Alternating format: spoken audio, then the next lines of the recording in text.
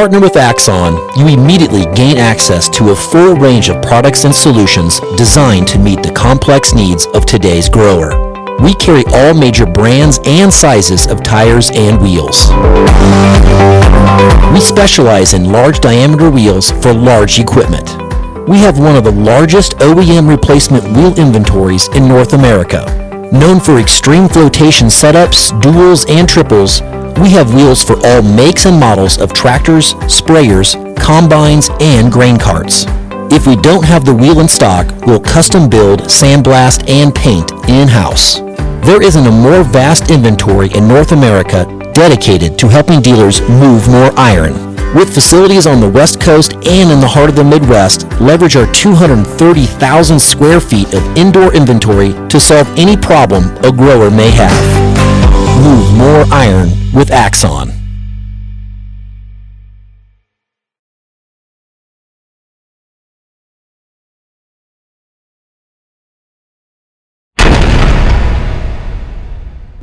Moving iron.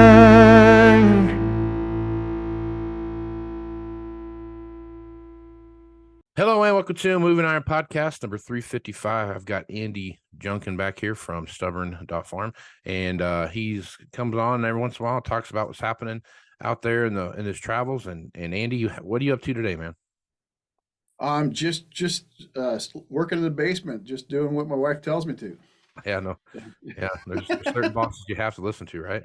Yeah, well, I just I'm the thing in the basement that makes the money, right? So we're all good. Yeah, so Yeah, I know what we're you all mean. good. I know what Everybody you else is getting to drive tractors out in the sunny weather today, but no, I'm stuck in the basement. Yeah, no, I Yeah. know what you mean there. All good. Know what you mean there. So you sent me a list of some stuff to kind of go over and talk about, and Sure. a couple different topics here. And the first one is something that I mean, really honestly, it's one of those things that you see happening a lot right now on the farm, and it's, you know, kids are coming back, people getting married, succession planning, and all this kind of stuff comes into play. And you start looking at how are you going to protect the farm or ranching operation, whatever that you got, if God forbid, you know, a divorce happens or something like that comes into play.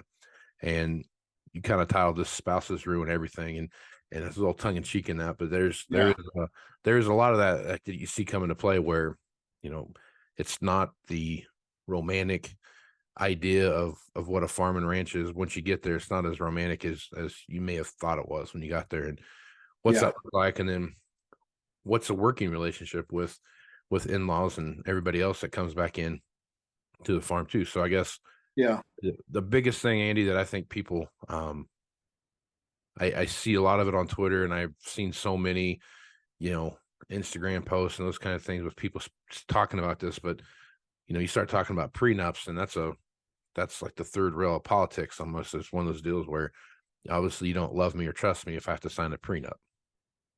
Yeah, I mean, I've officiated a lot of. I actually back in Ontario, I actually officiated 42 weddings, and quite a few actually. This is back when I was a bachelor before I married an American girl and moved here down to Iowa in the Midwest. But basically, I used to have a little thing. I started off with one friend, and did a shock. He wanted a redneck wedding, so we got my wedding license, and I actually officiated a shotgun wedding. Well, it turned out I did 42 of those. And so there's nothing like getting up in front of the rural community and saying something about love and marriage and asking if anybody has any objections to this here wedding, and then reloading the shotgun. And but the thing is, I've mediated over 100 situations where there's been a prenup brought out, and there's nothing says welcome to the family like the week before a wedding, or even hours before a wedding. Getting somebody to sign a prenuptial agreement, it's really instills a lack of trust, and it makes a person feel that they have to have that family's last name, but they're not part of the family, and it really impacts the long-term success of the operation. I mean, I can argue both. I have argued both for and against prenuptial agreements, but I think it's something to be considered. Is you know. What I think is ironic is that there's lawyers, they may take a template. I mean, the prenuptial agreements, they're pretty much template. cookie cutter stuff that they have in legal agreements. There'd be a lawyer that would argue for a prenuptial agreement, and then after lunch, in front of the same judge, argue against it. And so the weight of a prenuptial agreement, I mean, that can be argued. I think that, but I think that one of the biggest things that really impacts the long-term success of a family business is the amount of emotional involvement that the spouse has in the operation. Whether or not they are actually actively involved in the farm day to day doesn't matter. It's how engaged they are in the success of a business. And if they don't have a stake in the business, then they're not going to be really wanting to sacrifice their holidays and their vacations and their time away from their spouses to the same extent as somebody that's actually got a stake in the business. It's a huge problem, and it's really I see how it really impacts the motivation of the son and daughter in taking over the business. And so yeah. Have you seen similar situations to that, or Casey? What's been your experience? I think my experience mostly with the prenuptial thing is that it's how it's presented and when it's presented is that causes the problem.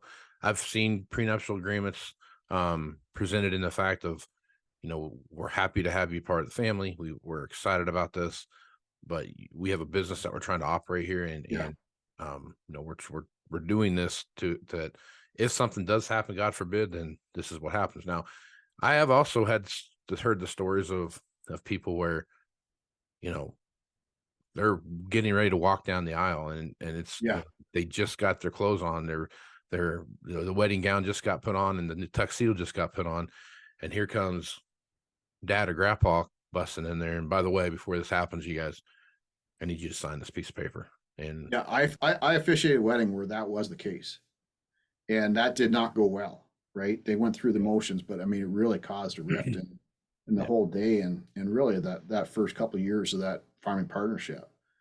And I think the best. I mean, you have to, when your sons and daughters are the age of 16, you really, as a family, have to really think this through. And because your son and daughter, I mean, you're probably about 8 months away from having a shotgun wedding, right? For a lot of sons and daughters, that they tend to have weddings about 6 or 8 months after meeting, after that he or she has a girlfriend sometimes. And there's sometimes you get your kids get married on short notice, I guess you'd say.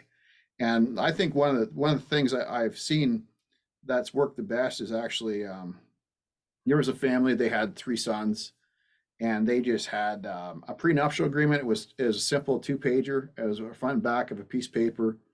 And before any of the girls that wanted to have a beer in the shop at the farm, they were kind of a social farm where they used to drink beer in the shop. Before you got a beer, you had to sign the prenuptial agreement if you had kissed the boy. So that was just a rule that the family had, kind of as a joke, but basically any girl that walked on the farm that was kind of seeing one of the boys, she knew up front what the deal was.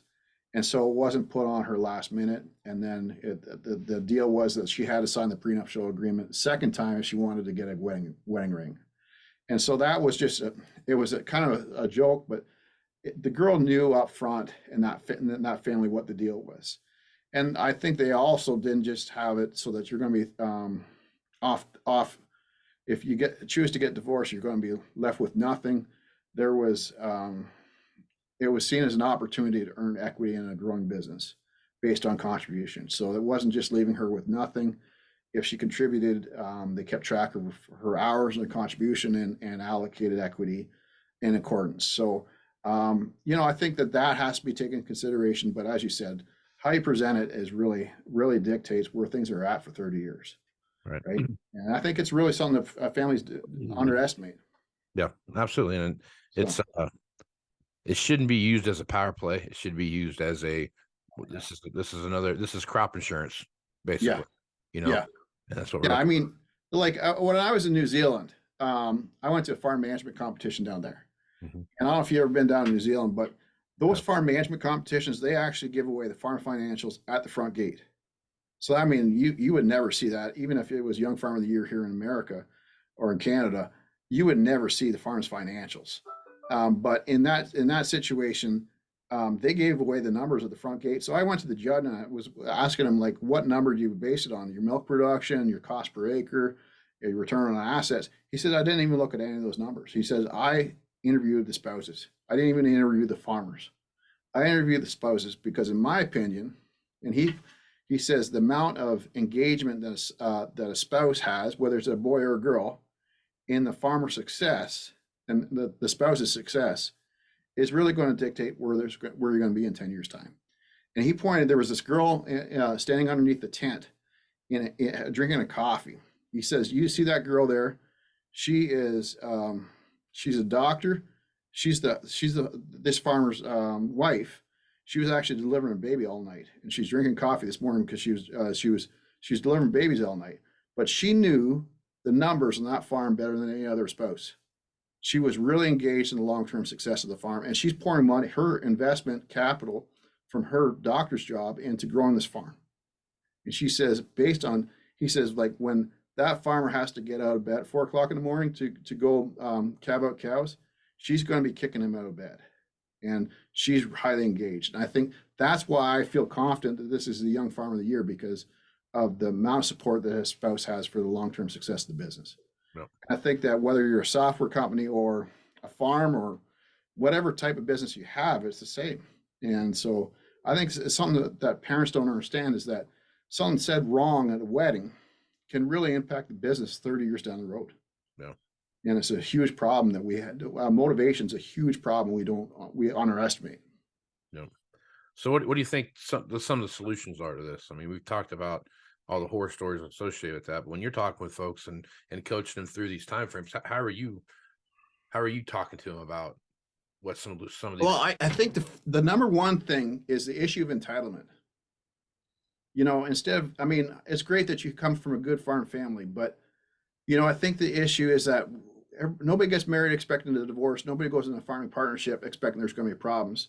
Right. And the problem is we have this false belief that it's going to be happily ever after. And I think up front, as you have a son and daughter-in-law, no matter how wonderful he or she is and how highly you think of them, you have to understand that at some point in time, you're going to have problems in that relationship. And, you know, what I often see happen is that somebody that the family almost puts on a pedestal falls off the pedestal, right? And they don't really have the ability to, as you know, when you're raising your kids, you know, like my 4-year-old today, he threw a temper tantrum. Well, I expect that from him, but you don't expect to get a temper tantrum from a 24-year-old girl or a 24-year-old son-in-law, right, who you're spending your lifetime work is about to walk into the operation that you spent 40 years building. Right. And so I think that the expectation that's going to be happily ever after, that's the number one issue. And so we got to have, I would suggest right up front, you have a structure that you have, you invest, I mean, the attitude of we're going to invest time like it's money. We're going to have a time and place to solve problems, right, on a monthly basis. And the biggest thing is empathy. And we have to understand the other person's perspective, not just our own. Right. And I think that's the number one rule is the lack of empathy, and that we as farmers, we're stubborn. We only see things from our way. And we got to get really stubborn at understanding the other person's perspective before we make judgment on our own. Yep. So you've talked about this in the past where, you know, son or daughter wants to come back into the farm and they want to go do their thing. They get the 3-year kind of cycle where they put the 9,000 hours or the 3,000 hours in, and they're going through that operation. And it's basically an interview process that whether it's formal or informal. Have you ever had that conversation with, all right, cool, you want to bring, you know, son or daughter goes off to college, comes back in, they bring, you know, boyfriend or girlfriend back with them, they're going to get married and this other thing. Because that's a different conversation than me having that same conversation with my son or daughter about whatever. How do you link that person back into the operation, but go through a similar process that you would with the son or daughter that's coming back into the operation?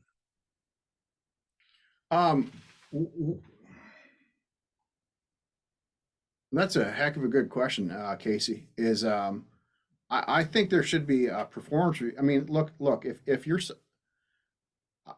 I really do think that the son and daughter-in-law should be involved in family business meetings once a month. Sure. Now, whether or not they're involved in day-to-day operations or not, that's up to up to that person. I mean, you may have a spouse that's works as a mechanic at a John Deere, or works at for electricity company, or is a nurse, and just that they're part of the monthly meetings, just to give you outside perspective. And what I want to do in that meeting is get outside perspective from the spouse as to ways to improve the efficiency of the farm from a production standpoint, and ways to improve the efficiency of the farm as far as how the family works together. Because they may not be involved in day-to-day operations, but they certainly should be. They can get a different insight. And what I think was really important is it's like making decisions together as a family. It's like kindling. You start with a small decisions first, and then like it's like building a campfire. Like I've said to you before, when you start a fire, you don't start with the big logs first. You start with the little kindling. Right. And what I want to do is get a father-in-law. Let's just I have quite a few farms where there's a daughter-in-law who went to say vet college, and so she might work in a small town with small animals, and she may have learned different things at agriculture college when she was being a veterinarian. She could be a real asset to the operation. But the thing is, what I want to do is get her to bring up those ideas. Now, half those ideas are going to be good ideas that are going to improve the efficiency of the farm, and half those ideas are going to be dumb ideas. But what I want you to do is be able to explain to her why it's a dumb idea, so she understands the wisdom of why you've done things. So she buys into the company culture, and instead of just dismissing the in-laws as being stubborn and not willing to change, she understands the wisdom of what caused your farm to be successful, and she's able to pass over that wisdom to your future grandkids, or your son-in-law is able to do the same thing. Instead of just saying, complaining about the in-laws all the time, there's empathy and insight brought into the wisdom of what made the farm successful. And obviously, if your daughter-in-law or son-in-law can suggest ideas, and you have to, as a parent or an uncle or brother-in-law or sister-in-law, consider somebody else's perspective that's contrary to your own, it will cause you to actually consider what they're saying. Mm-hmm. And that's the biggest issue we have with in-law relations, is that we only see things from our perspective. We don't consider the other person's. Right. And what we got to do as a family is get used to listening to each other. And so I want to have, like I said, at some point in time in the next 10 years, I don't know when it's going to be, but you're going to have a problem arise within the family. And if I can get a family arguing on a monthly or quarterly basis, you got to decide how often you want to meet. But if your daughter-in-law and father-in-law can have an argument about teat dip and adapt a new teat dip, then at some point in time, 5 years down the road, when there is a real big issue where father-in-law and daughter-in-law have strong opinions, they've learned to actually listen to each other. And they're not just only arguing their point and saying, I'm right and you're wrong, I'm not going to listen to you. Right. And I want to make sure that gets in place in the farm from day one. And there's a perspective that, obviously get families arguing about production related matters. Also get discussions about how the daughter-in-laws and son-in-laws can be more involved in the farm, and how they can improve their contribution to the farm. There's a lot of farmers that they get really upset with their daughter. I had one farmer, he walked into the house and he was really upset that dinner wasn't on the stove, and he yelled at the daughter-in-law, who had just got off her shift nursing, as she'd been working all night, and he expected lunch to be on the table. Well, there was a lack of understanding between them all. And instead of it being a point of friction that there was yelling through passive aggressive behavior, if we can be proactive and say, hey, this is an idea I have to improve how we all work together. What do you think of this? Yeah. If we can bring these things in proactively, it can prevent a lot of conflict within the family in the long term. Yep. So you've talked about empathy, and you just kind of went through an empathy type of scenario there that you just laid out there. But when you're looking Yeah. at this empathy thing, so I think one thing too, and reading through your notes here kind of triggered my a thought process in my head here a little bit, that Yeah. there's a lot of people I think that come back to the farm with one vision, whether it's son or daughter coming back to the farm, or son-in-law, daughter-in-law coming back to the farm, that there's going to be this opportunity for me to do X, right? And Yeah. for example, I want horses, right? I want Yeah. 5 horses, right? Yeah. And mom and dad are like, we're not carving out any pasture space for a bunch of stupid horses. We're not doing that. Yeah. And so then, well, great. Then if you're not going to do it, I'm going to go over across the road over here. I'm going to buy this 20 acres. I'm going to put my horses over there. Well, you're not going to do that either, because where are you getting this money from to go buy these Yeah. 20, that kind of stuff. When you start going down that path and you start having those who's living what dream type of scenarios, when you start kind of laying into the empathy side of that, how do you handle that? Because I know you've had to have that exact scenario. Yeah. With the horses, I can think of off the top of my head 7 situations. Yeah. I just went through when you're talking about that 7 situations where that was exactly what happened. And I mean, there was one situation where the daughter-in-law moved on to the home farm, and basically what had happened was mom and her in-laws had a fight for about 20 years where she wanted to raise her kids on the farm, and instead her in-laws wouldn't move off the farm. And basically the kids grew up 10 miles down the road, and it was a pain in the butt to haul the kids to the farm and for the kids really to be part of the farm. So when the daughter-in-law got married, mom had built her dream house about 10 years before. And it took a lot of fighting to get, I mean, finally, when the in-laws didn't move off the farm, they demolished the old house because she couldn't stand the in-laws, and she built her dream home.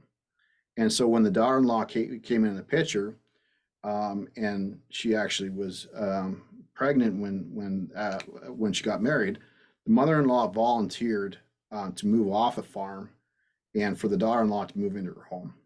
And for her to give that up was a huge thing for her. And the daughter-in-law didn't appreciate that. She didn't really understand how much that home meant to her. Right. And vice versa. The first thing the daughter-in-law wanted to do was put up a pasture field in front of the house and have horses. And it was a situation that both women didn't respect or empathize with each other. And what I think is important is that's great I mean, mom always had the vision of the kids being able to grow up on the farm. And, obviously she gave her daughter-in-law her dream home. And she got really upset actually when the daughter-in-law actually painted the house a god-awful color in her opinion, right? And wanted to make some building renovations to make it her home instead of just her mother-in-law's home. But I think that the issue is that we gotta expand the dream of the farm from being my farm or the parents' dream to the daughter-in-law's dream. And, some of those things can happen right away. And then some of those things, they've got to happen over time. Like I had a situation where the family put $700,000 into the niece and nephew coming home to the farm into upgrading old homes. And then the uncle got really upset that his niece wanted to build a 3-car garage 2 years later. And put an art studio above that 3-car garage after putting $700,000 into to renovating these houses. And they were only a $40 million farm. They had the assets to be able to do that, but he says Rome's not built in a day. And what I think there has to be understood is that we have to have a dream as to what do we want for a lifestyle. Right. And if you don't care for horses, but your daughter-in-law does, you have to respect that that's what's going to keep her engaged in the farm and engaged in having a happiness. But then you also have to have a joint dream. Okay, in 5 years' time, you got to set goals as a family. Hey, if we have a profitable year for 5 years over the next 7, and we've really improved the efficiency of this farm, then we do an art studio. Right. But we got to have joint dreams, and that just can't happen overnight. But that's got to be a shared dream by all the family members. And there's got to be mutual respect and understanding that sometimes those dreams are going to be different than what you would do. But if it's necessary, I mean, everybody's got to live their own dreams, or else it's hell on earth, not heaven on earth here on the farm. Right. Yep. Yeah. All right. So you've talked about investing time like money, right? And Yeah. kind of what we've talked about so far kind of leads into that. But if you're looking at where do you spend your time and how do you spend it? And then what quality time are you spending on the farm, and what kind of quality time are you spending at home? Those are all important things. And there's only, the old adage, there's only 24 hours in a day. So you have to figure out how you're going to spend those 24 hours. So what do you mean by that? What do you mean by spend time like money and invest time like money? Well, I think I spoke about this before in other podcasts, but I think it's so important is that, I mean, Schwarzenegger said it best. There's only 24 hours in a day, and you've got to sleep 6. And if you got to sleep more than 6 hours, then you got to learn how to sleep faster. And he says that gives you 18 hours in a day. You show me where you're going to be how you spend those 18 hours. I'll show you where you're going to be in 18 years. Right. And whether you're, bodybuilder, governor, actor, or a farmer, I mean, the principles are the same, is that we only have 24 hours in a day. And the problem I see, like I had a farm that just recently, and there's 2 brothers, and they worked, the average farm I work with, about 3,000 hours a year is the norm. And these guys were putting in somewhere between 4,500 hours to 5,000 hours in the operation. They just worked incredible hours, and they grew their operation. They pretty much doubled it every 5 years. It was just incredible how much time that over the last 15 years, how much they had built up that operation and really took in their dad's dream and made it a reality. The problem was that it was hell on earth at home. One of the brothers, he had a kid that had special needs, and simply put, that brother was putting in 5,000 hours at the shop, but he wasn't there at home. And it came out that the daughter-in-law had developed a habit of drinking, and that was an alcoholic, and they judged her. And the truth was that because her husband wasn't at home, the quality of family life that just wasn't there. And then for the other brother, I mean, simply put, his wife, I was like really upset because, I mean, here their son was 14 and he resented the farm because dad was never at home and it was taken from his childhood. And in that situation, the father, he was working even more hours than the boys, and mom was at home and she was lonely, and she was in her 60s. She loved her husband. He was a good man, but she was really questioning, do I really want to spend the next 20 years lonely? And, or do I want to get out of this situation, get married to somebody who wants to travel and do fun things as a retired couple? Right. And so in that situation, I asked him, what did you get done yesterday? And this was February. And he said what he had done yesterday. I said, yesterday afternoon, if you hired a mechanic from John Deere to do what you were doing yesterday afternoon, how many hours would you expect that mechanic to get that job done? He said, probably 2 hours. And I said, how many hours did you actually spend doing that? He said, I was there for 7 hours. And the truth was, in February, I mean, there's a neighbor came in and socialized, and basically during February, their farm was a man shop. Right. And so the acid test for their farm was, they put an acid test. Was my last hour, would I have spent $100 paying somebody for what I just did? And so when they were asking themselves, would you pay somebody $100 to either manage or fix the tractor, or would you have fired them if they just spent 3 hours doing the same job that took you an hour? Are you wasting your time? Obviously during the spring and fall, that they had no problems getting the job done really quick. They were definitely worth their time. But during the slow times of the year, they were dragging things out, and they could have been spending that time with their families. Right. And then vice versa, when they were coming in to the house, they were just playing on their phones or watching TV. It wasn't quality time with their kids. They were home, but they weren't present. And so, a lot of families, they take their kids out once a week to be at a restaurant to spend quality time one-on-one with their kids with no distractions. the question's got to be, and so you're willing to pay $100 to a waitress really to force you to actually have quality time interacting with your teenage kids. Right. Well, the question's got to be, in the time that you're home, how many quality hours are you actually spending with your kids? Right? I mean, there's got to be time that you got to spend time brushing your teeth and doing the laundry and these other things. But you got to ask yourself, like, how many 100-hour moments, dollar an hour moments am I getting with my kids? And am I getting 2 hours a day of quality one-on-one time? And so for that family that I just spoke to you about, we got them to go from 4,500 hours a year down to 3,500 hours a year. And that was the goal that they set, and they're working on it. And they're working on 1,000 hours at home that are quality time. Mm-hmm. And they have to document every night, how many hours am I at home and am I actually present with my family? And they actually document during the day of the 12 hours I spent, they go through each hour and they give themselves a monetary value of what would I actually pay somebody to do that? And as a result, they're becoming more wise as to how they invest their time in the business and also the time with the family. And as a result, they're going to be successful both at the business and the family as a result. Yep. The thing is with farming is we spend time, we don't invest time. Right. And if we can get the family to be investing time, we can have a better work-life balance as well as more successful farms. Because I think that, I see a lot of families where the kids are taking over the farm and they feel entitled to working fewer hours than mom and dad. Well, the one thing that's common between any successful business is the working long hours, working hard, and working smart with your time. Right. And so it's not a challenge of working fewer hours than mom and dad. I think you're going to have to work more hours than mom and dad. But the time that you're investing, you got to invest it more wisely, both within the farm and within the family. So you can have a better quality farm and you have a better quality family because you're more efficient with your time.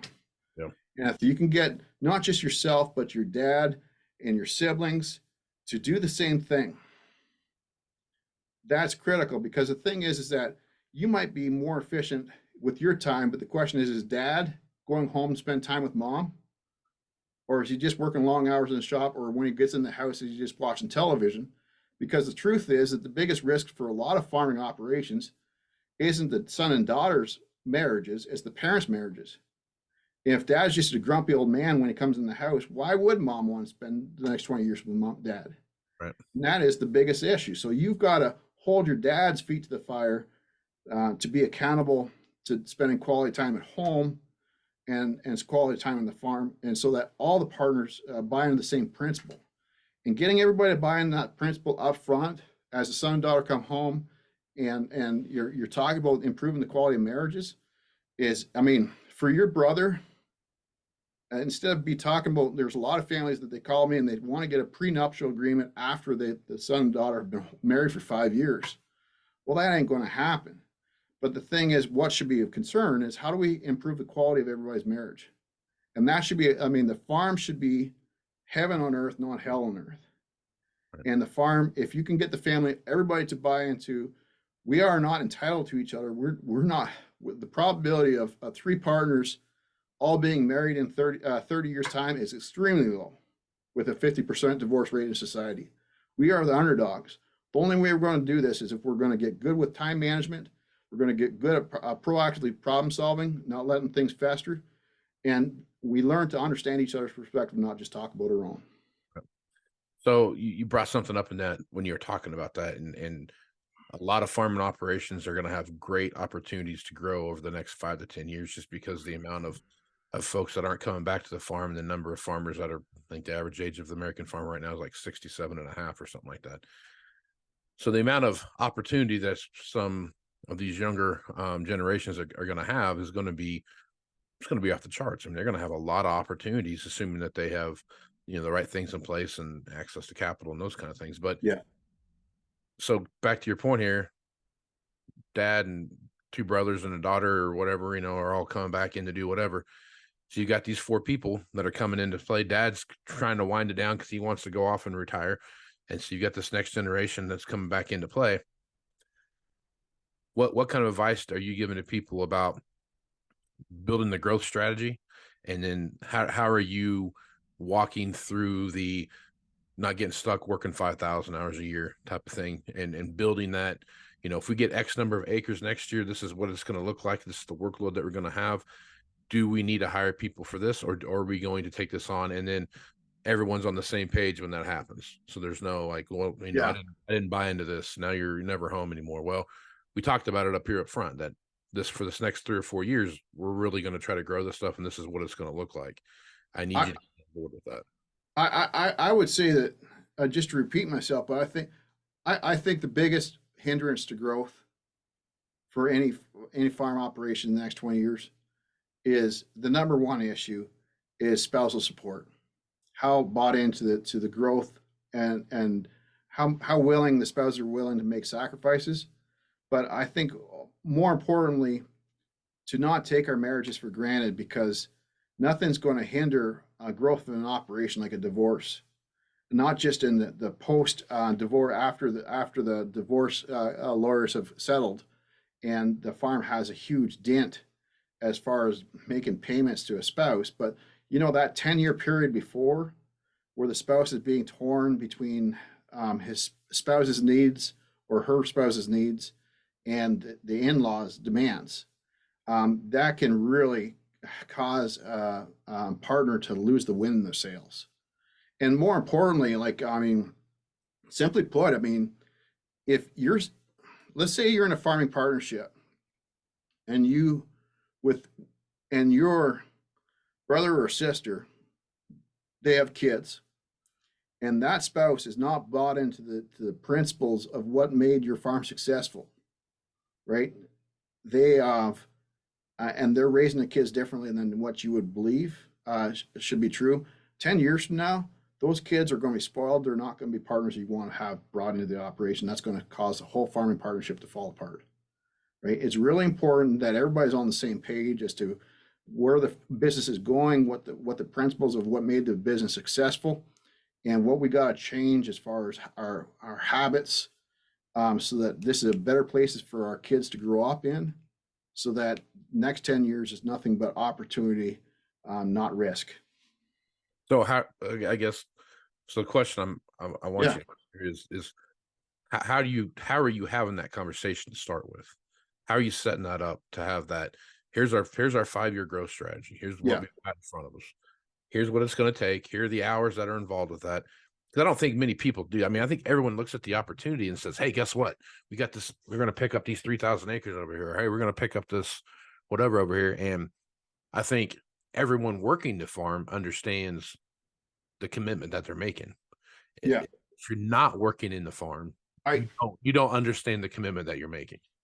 I look, part of what you're talking about is we need to get a one-page business strategy as to what makes this farm successful. But and I really think that the spouse has to be involved in that. It's just not the partners that are actively involved day to day, but the spouse has to be bought into that process. So there's vision, there's a one-page business plan as to what we're doing, right? And it's going to be obviously revised. There's going to be opportunities that come up. Hey, the neighbor next door is retiring. There's an extra 1,000 acres just came up. The spouse is, it's really important that you ask the spouse instead of tell the spouse, we just made this deal, right? And that comes into the philosophy of empathy, right? But there has to be a common vision as to what we're doing. There has to be a common understanding. This is what our families are all about. And it starts off with you guys, where I really want a family to get on board with is getting the family to manage their time like it's money by having a family discussion once a day as to what we're doing tomorrow, and look, and then on a week-to-week basis, okay, track how many hours did I work last week. If I worked 120 hours, that's great, but when am I going to make up my lost time next month to my kids? And I want to have that discussion once a month as part of your monthly family business meetings, right? So that we're figuring out the right balance. And the spouses, it's not just us telling our spouses they have to put up with it, but we have to proactively figure it out as to how we're going to do this, right? And they have to be bought in that process. So what I'm saying to you is invest your time like it's money, and during a monthly meeting, during daily discussions as to what the plan is for tomorrow, and then second of all, have a monthly meeting where we review how we're investing our time in the next month, When am I going to take time off because I was working my butt off last spring, planting, or this forthcoming, like we're going into May. There's going to be a lot of guys working crazy hours. There's got to be a discussion at the 1st of June. Okay, when am I going to take off time during the summer to make up lost time in my family? We got to have that discussion. But then we also have to have a discussion as to what are a couple ways we can improve the production, what are a couple ways we can improve how we work together. And it's got to be not just a daughter-in-law coming to the table complaining. It's got to be everybody coming to the table with an ideas, so that grandpa is more likely, if it's only a daughter or son complaining, the parents are going to have their arms closed and see it as criticism. It's got to be everybody coming to the table with ideas to improve the efficiency of the operation, both a production standpoint and from how we work together, so that it's not criticism, but brainstorming. How do we make this a better place? Right. And then we got to have that before I sit down a family for a strategic planning meeting as to where the farm's going to be in 10 years' time. I want to have 12 meetings where we talk about little decisions first before we and get everybody used to differing opinions, so that when we're sitting down for that talk about where things are going to be 10 years from now, we're used to listening to everybody's different ideas. Because your daughter-in-law might have an idea for a lot of dairy farms, for instance, there might be a daughter-in-law has an idea for opening a cheese factory or going into some sort of value-added egg, right? We want to get her and grandpa arguing about teat dip first and get grandpa actually listening to the daughter-in-law's ideas, just saying, no, that's a dumb idea. But for them to be able to make little $1,000 improvements to the operation first before we talk about $1 million investment to expand the operation. Right. All right. So last thing here, which I think kind of puts a bow on everything we've talked about so far. Yeah. One of the biggest issues that we see, that I've seen anyway, where there's no clearly defined succession in place, right? You got people that have been on the farm, running the farm 15, 20 years. And if something happened tomorrow to the matriarch and the patriarch of that farm, no one really knows what's happening. What's that look like? So succession is such it's one of the most important things for the long-term growth of a family farm. And it's also the one thing that is the least discussed thing until it's just absolutely blows up in your face, or someone says, either you're telling me what I'm doing or I'm going to go find something else to do. Yeah. And I think that's the issue I have, is that we're putting so much effort on prenuptial agreements. And there's a reason for that. I understand that. But the thing is that 77% of farms do not have a succession plan. And there's a lot of sons and daughter-in-laws that are in their 30s or 40s. And they said, like, we've been here for 15 years and you've worked for minimum wage, where you could have made, we've only paid ourselves 40, 50,000 a year, where you could have made 100,000 or more off the farm. And we don't own the house we live in. We don't own the truck we drive. And there's an ultimatum. There's a lot of like the biggest risk to marriages for farm families isn't adultery, it isn't alcoholism or any of the vices that you might hear of. It's the fact of in-law relations and the lack of clarity and anxiety caused by succession planning. And there's a lot of parents, they hear the word divorce heard once because of a threat. Hey, like, if we don't have a succession plan by January, I'm out of here. And whether my husband comes with me or not, it's his choice. Well, that causes the family to circle the wagons and just delay succession planning. And I've seen a lot of farms where the son gets told by his parents, you got to choose between your wife or the farm. And for that son to choose the farm, but then resent it to the point it causes his whole personal life to implode, and his whole motivation for the farm's success to implode. Yeah. It's dramatic. So what I think is really important is it comes back to that 9,000 hour rule that I talked to you about before, is that after 9,000 hours, the son and daughter having been working on the farm and proving that they're this tall to get on the ride, that they're a partner that anybody would want to partner with, whether they're a blood relative or not, for there to be a process for how they can earn equity over the next 30 years. And for that part of that to be figuring out, okay, Part of that would be the prenuptial agreement put in place, preferably proactively, so that the daughter-in-law isn't just automatically going to get half of whatever he owns or she owns by the first day after a marriage. But there's a fair business relationship in place, so there's an opportunity for everybody to earn equity in a growing business, and there's an opportunity to earn in the growth of the business, but you're not entitled to anything. You've got to earn it. Right. Yep. Well, we've gone over a lot of stuff here, Andy. I guess final thoughts about this as we close it up. My final thoughts are this, Casey, is that the farm is either heaven on earth or hell on earth, and I think it all comes down to how your son and daughter-in-law are integrated in the operation, right, and how they become. It's not just giving them a last name or giving them a house to live in. It's really involving them in the operation and expanding the dream of the farm to include theirs. Yep. And, I think that comes back to three things. You got to be empathetic and get everybody listening to each other's perspectives and respecting each other's decision, being able to make decisions together as a family, and being able to go along, even if you disagree with the decision, being able to go along to get along, right? But making sure that everybody feels heard and listened to. And the second thing is having a time and place to solve problems, right? Proactively instead of being reactive. And then finally, really treating time like it's money and investing it wisely, so that you're able to have a good balance of work and life balance. And I think the key thing is for every farm family is to be stubborn at the critical things that matter, not stubborn with each other. Right. Very good place to leave it there, Andy. Those are good words there. So, Andy, if folks want to reach out to you and get more information about what you're doing over at stubborn.farm, what's the best way to do that? Just go to www.stubborn.farm. I got a book called Bulletproof Your Farm. I give away for free. If you're a farmer, feel free to give me a holler. I'll send you a copy of the book. You can read it. It takes about an hour to read and change your perspective on a few things. And if you're in the industry, if you're a salesman selling heavy equipment or whatever, I'll send you 2 or 3 copies of the book. You can give out to some of your clients, and let's improve the odds of everybody farming together in 30 years' time. Right on. And just go to stubborn.farm and you have a contact me type of that's right. That's right. Yeah.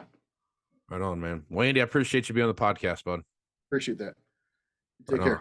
All right. I'm Casey Seymour with Moving Iron Podcast. Check me out on Facebook, Twitter, and Instagram at Moving Iron LLC. Go to LinkedIn at Moving Iron Podcast. Check out the video version over on the YouTube channel, which is Moving Iron Podcast.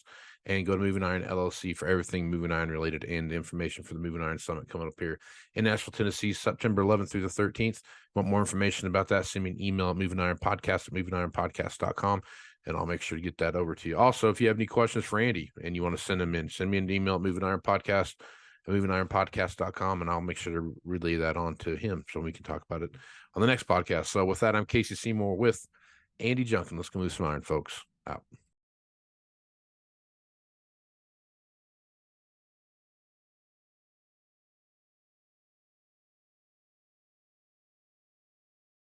Moving iron in the 21st century.